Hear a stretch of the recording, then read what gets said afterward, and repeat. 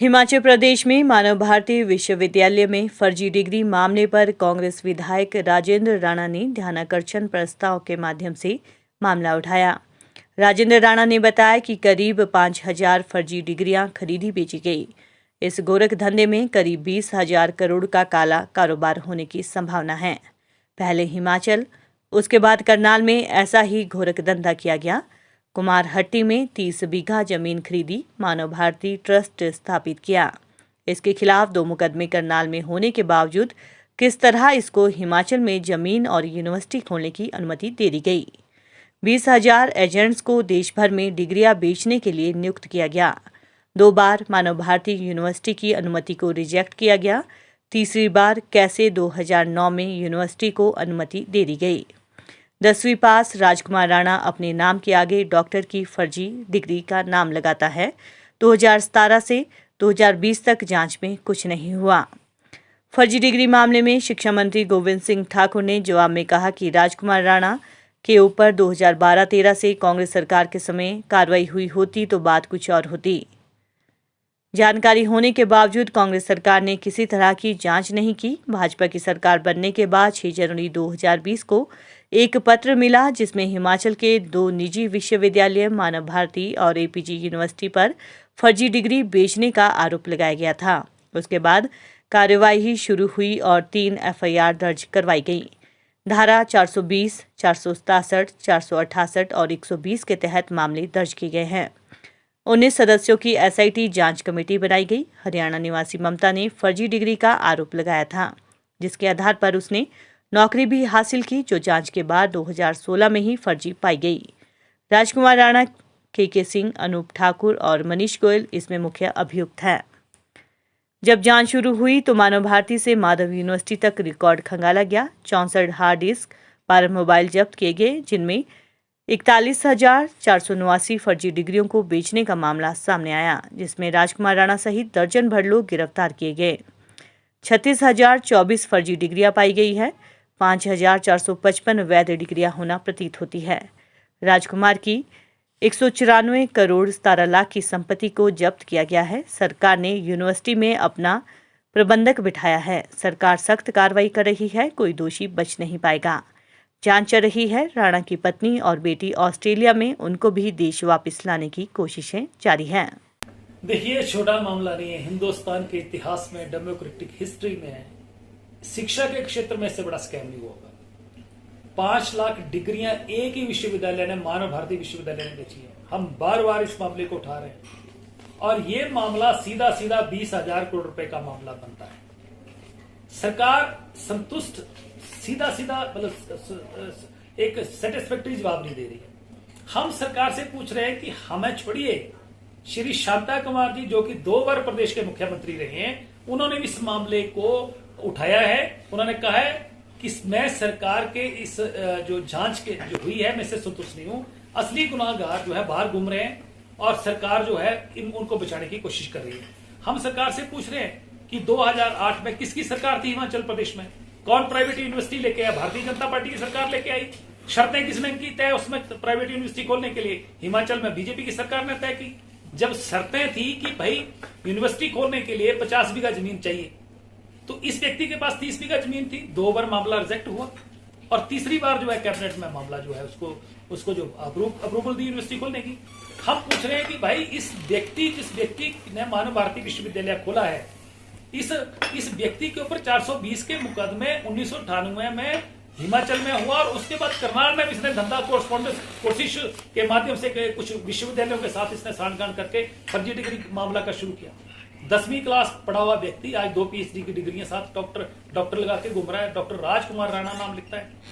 और जब मामला जो है इसका 420 का था, इसकी जो पिछला रिकॉर्ड था वो 420 का था, तो इसको इजाजत कैसे दी थी? यूनिवर्सिटी की शर्तें पूरी नहीं करता था, इजाजत कैसे दी थी? क्या सांठगांठ हुई, क्या लेन देन हुआ? ये सारे मामले हैं।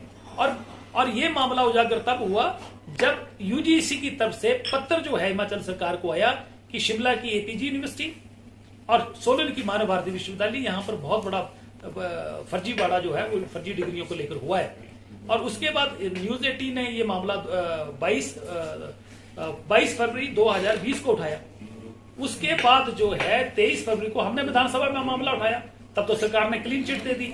हम इस सरकार से सिर्फ इतना पूछ रहे हैं कि भाई इतना बड़ा स्कैम हुआ है, आपने कुछ लोगों को अरेस्ट भी किया है और जो मेन आदमी है उसको जमानत हो गई, अब डबल बेंच में नहीं गया है, और जो मेन आदमी है उसको जमानत हो गई, अब डबल बेंच में नहीं गए, आप सुप्रीम कोर्ट नहीं गए, और ये मामला कई देश के कई राज्यों में फर्जी डिग्रियां बेची गई हैं, जांच में पाया गया कि विदेशों में डिग्रियां बेची हैं।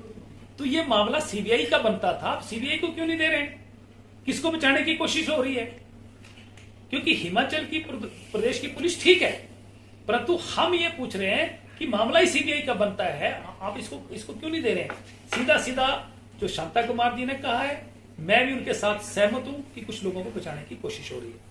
दूसरा मैं कहना चाह रहा हूं कि यूनिवर्सिटी के खाते से सोलन से 50 लाख रुपया निकला।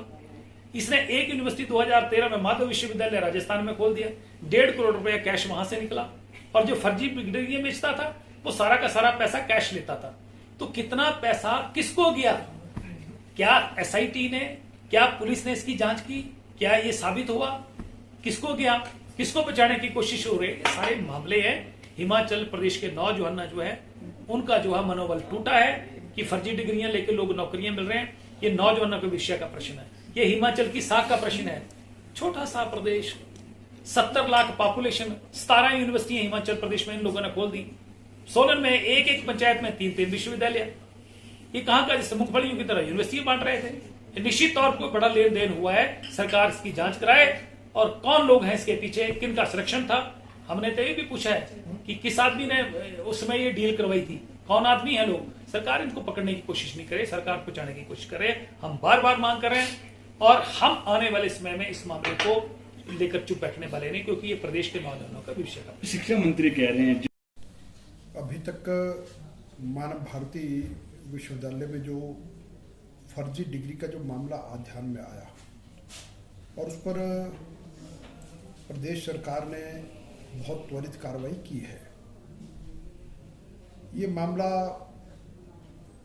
हिमाचल सरकार के ध्यान में 31 दिसंबर 2019 को आया था और उसके तुरंत बाद एक इस पर कार्रवाई करना प्रारंभ किया और मार्च के महीने में 3 एफआईआर लॉन्च हुई हैं और तीनों पर कार्रवाई की और उसमें गिरफ्तारियां भी हुई हैं और 17 लोग उसमें गिरफ्तार किए गए हैं। अब जिनको माननीय उच्च न्यायालय से जमानत मिली है, लेकिन सरकार ने अपना काम बहुत तेज़ी से किया है और उसके बाद यह है कि अभी आगामी भी जो करने की आवश्यकता उसको कर रहे हैं। और उसमें लगभग जो राजकुमार राणा मुख्य अभियुक्त है उनकी 191, तो उनके जो बैंक अकाउंट थे उनको फ्रीज किया गया है और उसके बाद उनकी 194 करोड़ रुपए की जो प्रॉपर्टी है उसको भी सीज किया गया है। तो इसलिए ऐसी कार्रवाई जो है सबकी सब जारी है और अभी जो उनका परिवार के जो लोग हैं जो ऑस्ट्रेलिया में हैं तो उन पर भी यानी अभी सरकार ने जो है कार्रवाई जो प्रारंभ कर दी है और वो अभी इंटरपोल और वो सब उस पर कार्रवाई कर रहे हैं। तो इसलिए सब की सब किए और जो ऑस्ट्रेलिया में रहने वाले लोग उनका लुकआउट सर्कुलर नोटिस जो है ब्यूरो ऑफ इमिग्रेशन से जारी किए गए हैं। तो इसलिए और भी कुछ करने वाली बात हो तो उसको भी करेंगे।